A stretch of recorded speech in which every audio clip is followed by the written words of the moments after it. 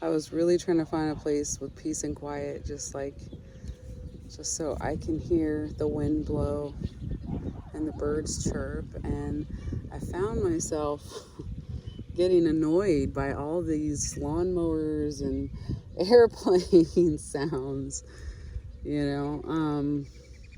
Anyway, hey YouTube, this is Aria the vocalist coming at you with another check-in video, healing in the desert of AZ. See what I'm saying?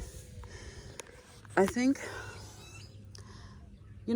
there's never gonna be, sometimes it's just never gonna be peace and quiet, and you have to still find peace and quiet around the chaos, around whatever's going on, and still create stillness within yourself, still find peace within yourself. Because this world doesn't just have you in it.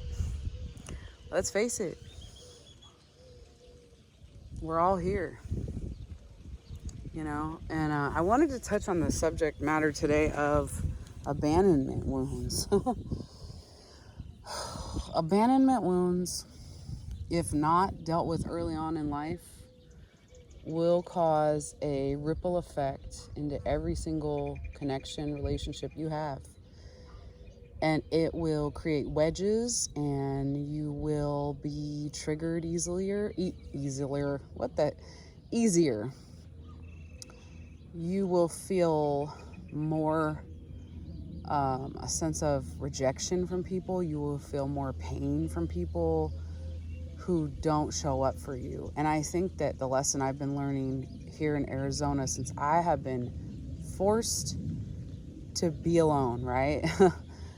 And I don't know if you guys watched the video where I interviewed Miss Betty, but she said when she was in Washington, D.C., she was forced to call upon God. And I think that's what this has forced me to do. All the friendships that have fallen out for me, all the relationships and connections and family dynamics that have fallen out for me, it's forcing me to go within, to work on me, to truly heal myself, because I don't have anybody to look to for advice or guidance. Or even if I do look for that, I'm not finding what I really need, because I have to find that in me. So that's what I'm learning, is I'm getting more comfortable in my solitude, and I'm also realizing that I'm not going to be alone forever, and that there are people showing up for me. My tribe is emerging as I'm emerging. And the more I'm not fixated or worried about other people and what they think of me, or are we going to connect, or are we going to be friends, or are we going to be there for each other and support one another? I mean, it's in a perfect world, that would be great. And I think that's what I imagine is, in my imagination, I feel like, why can't we all be as one? Why is there so much division? Why is there so much separation? Why can't we all come together and work together? And I think this event that I just went to on Saturday really helped me tremendously to get over my social anxiety and to get over myself. A lot of it is we have to get over ourselves.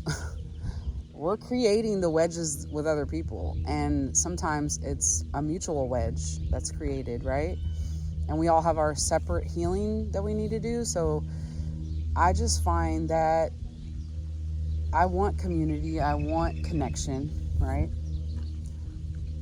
But if I'm not comfortable connecting with myself, by myself, if I can't connect with God and nature and find peace within, I will never find that in anyone else. I will never be able to get what I'm looking for in another person.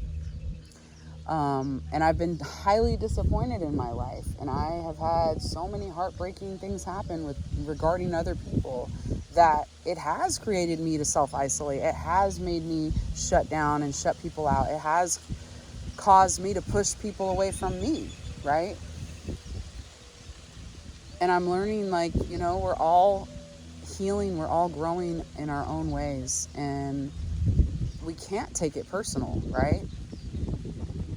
We really can't it's because the thing that happens with me when I take things personally, I'm hurt.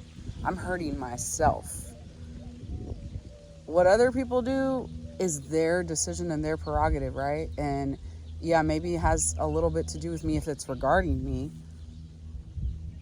but it's their decision. You know, that's their journey. They're who they are. I'm who I am. So, the more I befriend myself, the more I am here for myself, the more whole I feel, the more happier I am, the more I realize I really don't need anybody else. Like Miss Betty, I'm like, I got God, you know? I got God. And I'm really learning to love and appreciate who I am. And I don't need that external validation as much. It's like, I think we all crave that to a certain degree. We want other people to, like for me, I have been searching for a best friend since I was a little girl. I just wanted to be accepted. And I always, since I was a little girl, I always seemed to put my friends on pedestals, or, you know, treat myself as if I'm below them, right? And I have set the tone in a lot of friendships. I've boosted the ego of people so many times by lowering my own self and putting them above me. And that's the biggest mistake, you know? But as early on in childhood, I just didn't feel like I was as pretty or as good enough as the people that were my friends, and they really weren't my friends. So, I guess what I'm trying to say, you know, you have to learn to be uncomfortable being with yourself so that you can get comfortable being with yourself. It's the goal is to get comfortable in your own company, and that way you're not feeling this need, right? But that need and that desire for wanting a hug or wanting company or wanting friendship is normal, because especially if you have abandonment wounds, if you have trauma from your past, if you have, you know, family that has abandoned you. I mean, I can go into my story later, but I understand why I've been the way I am. I understand my programming. I understand why I've operated the way I've operated. And other people don't understand because they didn't walk my journey. And I can only speak on the fact that, you know, I get it. And so anybody out there, like if you are struggling with abandonment issues, I highly, highly, highly, highly recommend therapy. Get you a good therapist, somebody you can talk it out with. And those of you out there that don't have anyone to talk to, like, start a YouTube channel. This is a therapy, and be transparent, be honest, and share your heart. You know, there's no need to be silent about your thoughts, your feelings. I mean, I think the most healthiest thing we can do is talk about it and not run away from it and not bury it. So, you know, that's what I'm doing here, and I hope to inspire someone out there to do the same and to just go ahead and allow your voice to be heard in some capacity. Allow your thoughts to be shared, because they matter and you matter.